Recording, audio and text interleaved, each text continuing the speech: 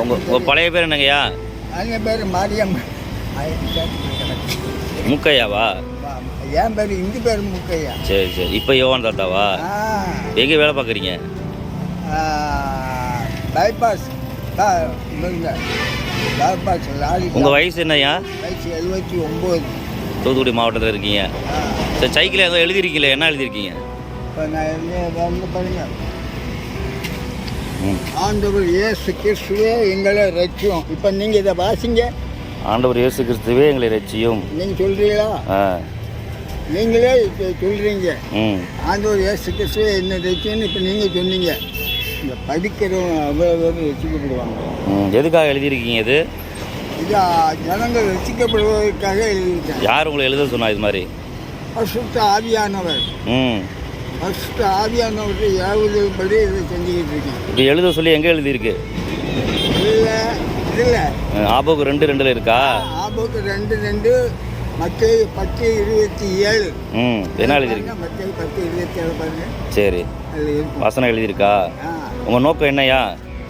நோக்கம், என்னுடைய நோக்கம் வந்து என்னுடைய எல்லை நித்திய ஜீவனை பெற்று அவனுடைய பொற்பாதத்தில் அமர்ந்து எனக்கு வைத்திருக்கிற சுதந்திரம், எனக்கு வைத்திருக்கிற பங்கை பெற்றுக்கொள்வது தான் என்னுடைய நோக்கம்.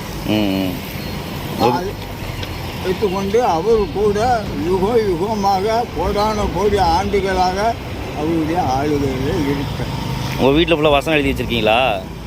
வசனம் ஃபுல்லாக வீட்டுக்குள்ளே வசனம், வீடு ஃபுல்லாக வசனமாக தான் இருக்குது. ஆமாம். சரி சரி சரி. நீங்கள் ஒரு நாள் வந்து பாருங்க, 1800 ரூபா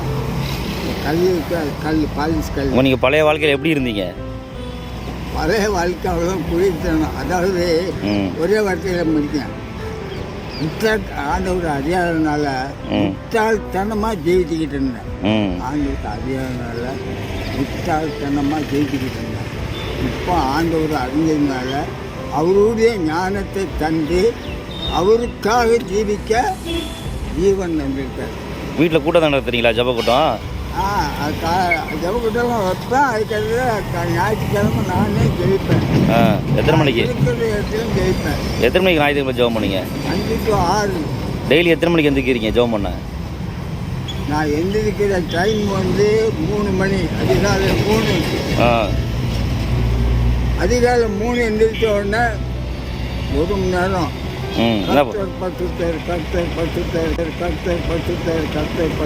சொல்லிக்கிட்டே இருப்பேன். அதுக்கப்புறம் என்ன பண்ணுவீங்க? அதுக்கு 1 மணி நேரம் தூக்கம். ஒரு 5 மணிக்கு ஜெபம். சரி. 5 மணிக்கு எழுந்திரிச்சு ஆண்டவருக்காக அரை மணி நேரம் பஸ்டாவியில் நிறைவேன். அரை மணி நேரம் பஸ்டாவியில் நிறைஞ்சிட்டு உலக மக்கள் வெற்றிக்காக ஜெயிப்பேன். வாகனத்தில் போகிறவங்களுக்கு முக்கியமாக ஜெயிப்பேன். வாகனத்தில் போகிறாங்கல்ல, அவங்களுக்காக முக்கியமாகவே ஜெயிப்பேன். வாகனம் ஆக்சிடென்ட் வைக்கணுமா அதுக்காக அவங்கள வச்சு ஆண்டவர் அப்படின்னு நிறைய ஜெயிப்பேன்.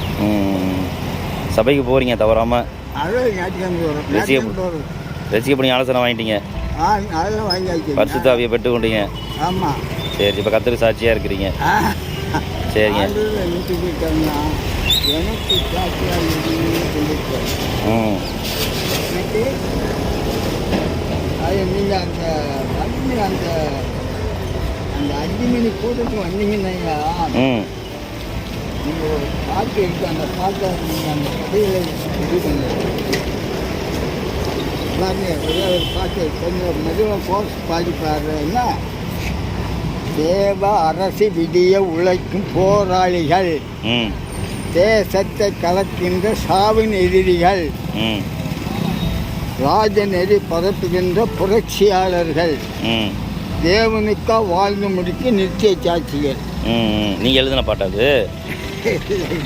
சபையில் எழுதுனது. சரி சரி, அதை எழுதி வச்சு ஜெபம் பண்ணுறீங்க. கூட்டத்துக்கு போனேன். இந்த பாட்டு பற்றி தான் நான் இப்போ அதாவது நான் எப்படி பாடுவேன் தெரியுமா? முப்படை சாத்தான முப்படை. சரி, இந்த சைக்கிள் எழுதியிருக்கீங்களா? எவ்வளோ நாள் இது மாதிரி எழுதி வச்சு செய்வீங்க இந்த வேலையை? இது வந்துயா, 2000 இப்போ 20 வர இந்த கொரோனா 21 வந்தது. ஆமாம் 2019. கொரோனா வந்தது. ஆமாம் 19 கடைசியில் வந்துச்சு. இல்லை 2020. 20 கடைசி மார்ச் மாதம். ஆமாம் மார்ச். யாரும் செதுக்கூடாதுன்னு சொன்னாங்க. செதுக்கக்கூடாதா அப்படின்னு சொல்லி இந்த சைக்கிளில் வச்சுட்டேன்.